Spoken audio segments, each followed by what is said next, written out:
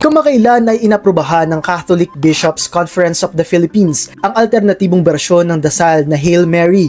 Mula sa Tagalog-based version na Aba Ginoong Maria, pwede na rin daw gamitin ang isa pang version nito na Ave Maria. Pero minsan na rin bang sumagi sa isip nyo kung bakit Ginoo ang ginamit sa Birheng Maria? Kung sisilipin sa diksyonaryo, ang Ginoo ay ginagamit na pantawag sa lalaki. Pero may isa pa itong pagpapakahulugan, Diyos.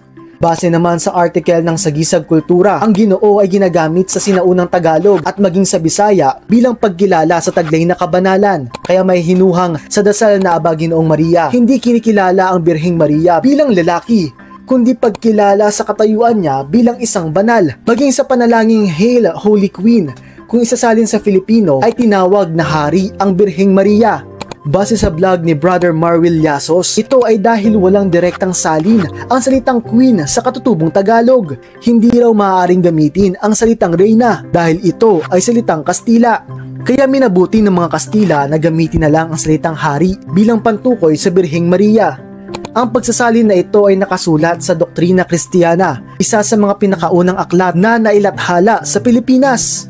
Paglilinaw ng CBCP, inaprubahan nila ang bagong Filipino version ng Hail Mary, hindi para palitan ang nakagisnan ng salin nito, kundi para magbigay ng mas simple at nakaayon sa orihinal nitong Latin version.